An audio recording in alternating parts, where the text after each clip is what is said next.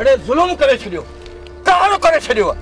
हाने तव्हां के कानून जी गिरफ्त का केर भी बचाए न तो सके।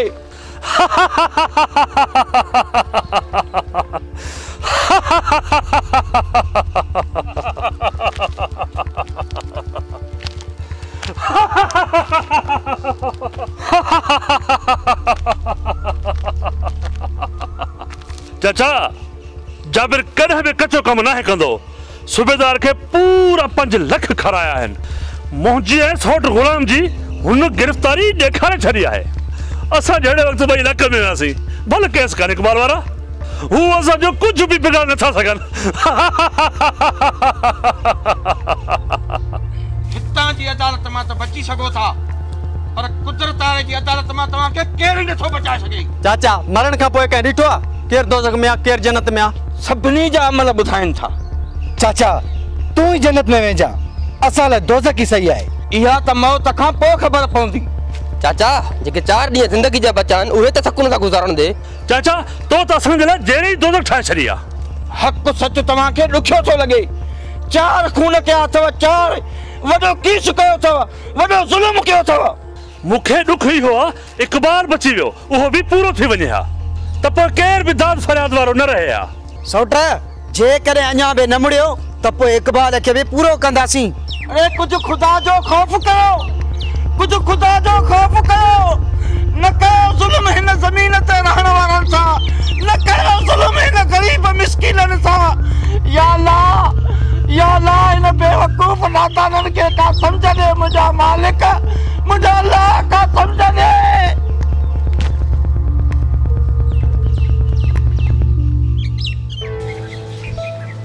जाबिर इंसान न पर जानवर है, जानवर। मूं तो इहो कदे सोचो भी न हुयो तो जाबिर को एडो वडो कदम खणंदो। वडो जुल्म कयो अथसि, तमाम वडो जुल्म कयो अथसि।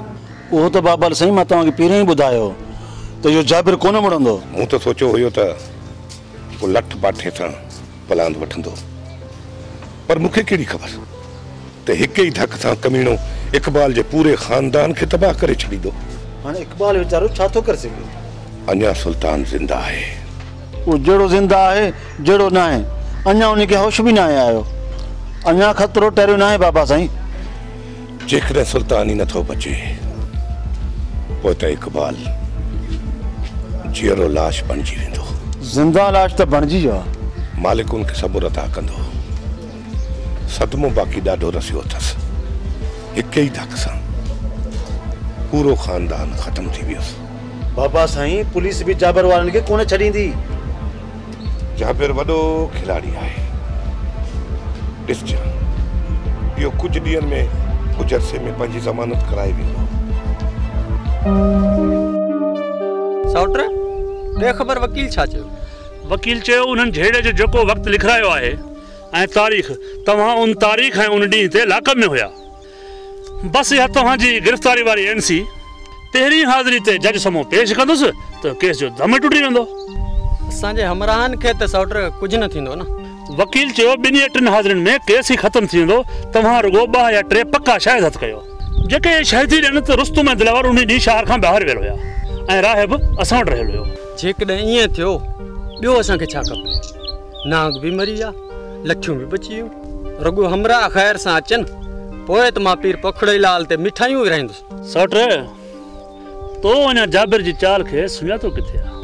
सौट सुल्तान जी ख़बर पई मोह या बचियो? हिकु त बचंदो ई कोन, जे बची वियो त सॼी ज़िंदगी हिकिड़ी खट ते गुज़ारींदो। हाणे ख़बर पई इक़बाल खे त असां सां दुश्मनी विहाइण जो अंजाम छा थींदो आहे।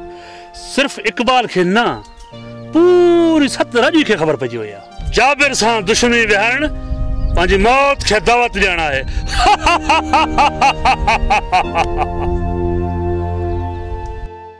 यार चमन इक़बाल वारनि सां वॾो ज़ुल्म थियो आहे। ज़ालिमनि जो अंजाम भी ॾाढो बुरो थींदो। जेसि ताईं ज़ालिम पंहिंजे अंजाम ताईं पहुचनि तेसि ताईं ॻोठ जे मथां वॾो ॾमर आहे। जेकॾहिं रईस हयात खान चाहे न जाबिर वारनि खे सबक सेखारे सघे थो। यार रईस आहे साबरीन माण्हू, उहो न कंहिंजी ॿिन्हिनि मैटरिन में चङो आहे। उन मथां इहो फर्ज़ आहे त ज़ालिमनि खे ॾामण ॾे। जे कॾहिं ईअं जाबिर वारनि खे छूट मिली त इक़बाल खां पोइ वरी कंहिं ॿिए ग़रीब जे मथां ज़ुल्म कंदा। सेठ केर बि जाबिर वारनि खां पुछे ई कोन थो। सुल्तान वारा हुया जेको उन्हनि खे थोरो घणो मुंहुं ॾियो पिया अचनि। हाणे त उहे बि ख़तमु थी विया आहिनि। हाणे केरु आहे जो उन्हनि सां मुआदो अटकाईंदो? ख़ुदा कंदड़ फाई अची वेंदो। पर यार मूं ॿुधो आहे त इक़बाल वारनि जो केस कमज़ोर थी वियो आहे। जॾहिं त जाबिर झेड़े में हुयो ऐं वरी झेड़े वारे ॾींहुं गिरफ़्तारी ॾेखारी अथसि। वॾा कमीना आहिनि सेठ, केर बि उन्हनि सां पुॼी कोन सघंदो।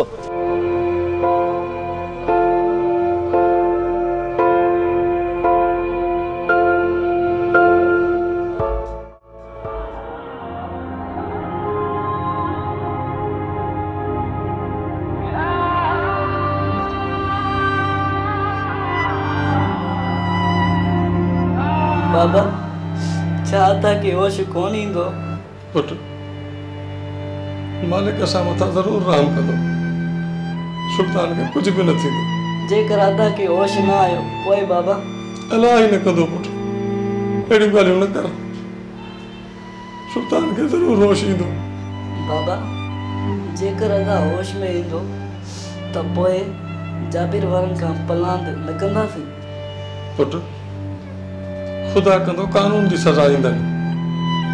जे उतां बची विया त पोइ सोचींदासीं। बसि तूं दुआ कर त हिन यार खे होश अचे।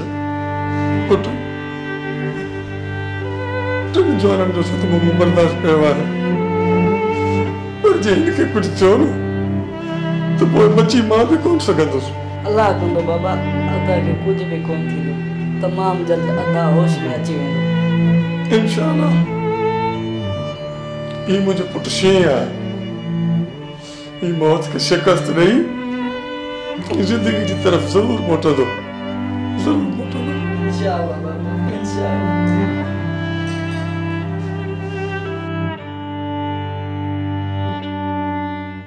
बाबा तुसां सोडल वणंदो आहे?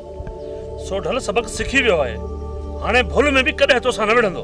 ॿार खे सम्झाइण बजाए अञा उनखे झेड़े वारियूं ॻाल्हियूं था सेखारियो। शींहं जा पुट शींहं थियण घुर्जनि, गिदड़ न। सुठो हुन में आहे त ॿार खे पढ़ायो। असां पढ़ी अककारा कया आहिनि, बाक़ी हिन जो वारो आहे। मां पढ़ंदुसि कोन। पढ़ंदुमि कोन, बाक़ी पिणे जियां बंदूकूं हलाए पराया माण्हू माराए पिटूं खणंदे। चाचा तव्हां ॿार जॻहियुनि ते अॼु होश मां न निकिरो। होश मां न, पर तव्हां निकिरी विया आहियो।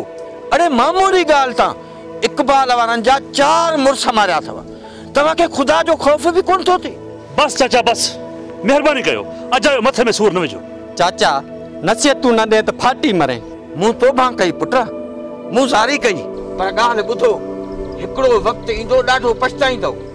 पोइ मां तव्हां खां पुछंदुसि त पंहिंजनि जो दर्द छा थींदो आहे। बाबा माल त वाह ते काहे आया हुई, पर जाबिर वारा पाण खे मारनि त पोइ। पुट असांजो सॼो ख़ानदान त ख़तमु करे चुका आहिनि। जेकॾहिं असांखे मारियूं त कहिड़ो फ़र्क़ु थो पवे? बाबा मां अदा वारनि जो पलांद कंदुसि। बिल्कुलु पुट। सोडल हाणे तोखे ई भाइनि जो पलांद करणो आहे, पर उन लाइ तोखे जवानी ताईं तरसणो पवंदो त जीअं तूं उन्हनि राज़ननि सां मुंहुं ॾेई सघीं। बाबा जेसि ताईं मां जवान थींदुसि तेसि ताईं पंहिंजी मौत हू पाण मरी वेंदो। ज़ालिम एतिरो सुथरो न आहे मरंदो पुट। कुदरत वारे उनखे डिघो रसो ॾेई छॾियो आहे। पर बाबा मां हींअर ई अदा वारनि जो पलांद कंदुसि। पहिरियों ॾिसूं त कानून उन्हनि खे कहिड़ी सज़ा थो ॾे। जेकॾहिं कानून उन्हनि खे सज़ा न ॾिनी ऐं उतां बची निकिता त पोइ इन ॻाल्हि खे ॾिसंदासीं। बाबा तूं रुगो मूंखे हथियार हलाइण सेखार, बाक़ी मुंहिंजो कमु आहे। ख़ुदा कंदो उहे कानून जी पकड़ में अची वेंदा ऐं असांखे अहिड़े क़दम खणण जी ज़रूरत ई न पवंदी। तूं वे त मां माल खे उथायां त पोइ पाण हलूं था।